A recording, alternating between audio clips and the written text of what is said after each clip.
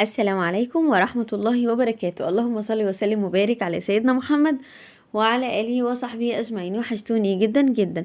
أنا اسمي أسماء علي، لو بتشوفوني لأول مرة يشرفني متابعتكم. النهاردة هنعمل مع بعض أكلة بسيطة جدا وسهلة جدا وبمكونات في بيتنا كلنا. أول حاجة معايا 4 حبات من البطاطس، أنا حطيتهم على النار يتسلقوا، وجيت هنا عملت حوالي 4 حبات من البصل كده. ممكن تقللي بصل عن كده ما فيش مشكلة. انا هعمل حاجه اسمها قرص بيض او عجه. لها مسميات كتير بس مختلفه عن العجه الطبيعيه اللي احنا عارفينها يعني.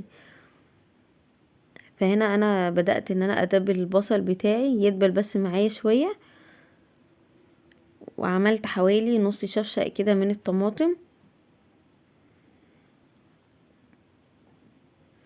بدات اصفيه كويس جدا، ونزلت عليه بقى بالملح والتوابل بتاعتي بقى. يمكن انا حطيت فلفل، وحطيت هنا كزبره ناشفه، وحطيت يعني معلقه صغيره من السبع بهارات.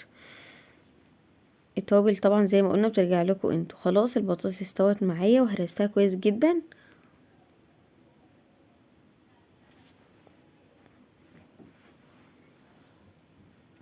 هقطع بقى عود كزبره وعود من الشبت كده عندي موجود عليها، واحطه كده على البطاطس. وهنا بقى في الخلاط، او ممكن بمضرب كده يدوي او بمعلقه كده في ايدك، هتحطي بقى 5 بيضات وعود شبت صغير كده وليمونه، ونص معلقه صغيره كده من البيكنج باودر. حابه تحطيها دي اختياري، حابه تحطيها مش حابه تحطيها مفيش مشكله. وكل ده على بعضه كده، الصلصة بتاعتي على البطاطس على الكزبرة، كله على بعضه كده. وطبعا مش هحط الخليط بتاعي اللي انا عملته في الخلاط غير لما الخلطة بتاعتي دي او الخليط بتاعي ده يبرد، عشان البيض ما يستويش في قلبها واحنا لسه ما حطيناهاش في الفرن. هبدأ اقلبها كويس جدا مع بعضها كده. في الوقت ده طبعا هكون دهنة صينية كده بالزيت. الصينية بتاعتي مدهونة زي ما انتم شايفين. هبدأ انزل بالخليط بتاعي عليها وهحطها في الفرن على ما تستوي. هنغسل مع بعض البوتاجاز بتاعنا لان انا سايبه البوتاجاز يعني إيه الله يكون في عونه بصراحه. هنا معايا فلاش. انا كنت بستخدم سيترس الاول، بس جيت اجيبه المره دي لقيته غالي جدا، فانا قلت هجرب البديل. هو نفس بص بيديني فوم، نفس الفكره بتاع السيترس يعني،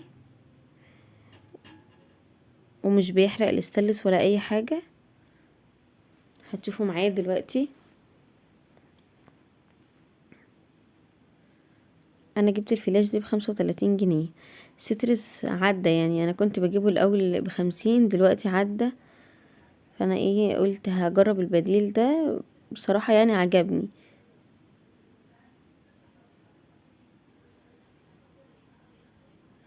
جبت بقى حتة سلكة ناعمة كده معايا، بحيث ان انا ما جرحش الاستانلس او السطح بتاع البوتاجاز.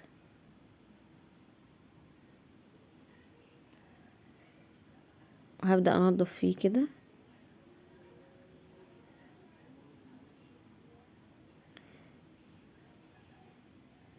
هنا بقى المنطقة دي كان فيه لبن، كان اتكب مني، وانتوا عارفين اللبن بقى لما بيتكب كده وبيحروق مكانه.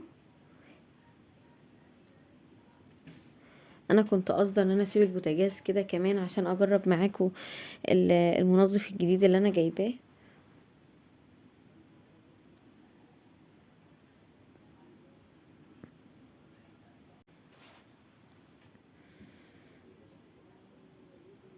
ان شاء الله.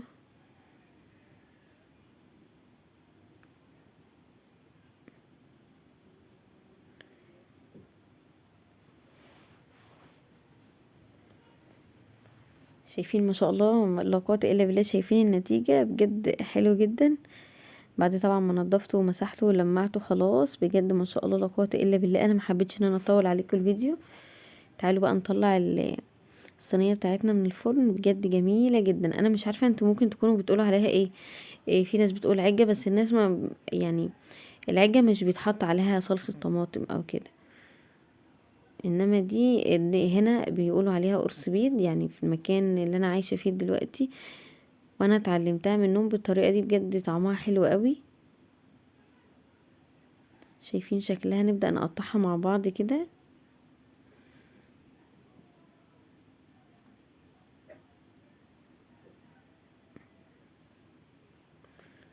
حلوة قوي وطعمها حلو قوي وريحتها حلوة جدا. جربوها بجد مش هتندموا. ما بتاخدش وقت على فكرة. شايفين ريحتها بقى؟ ريحتها فظيعة ما شاء الله.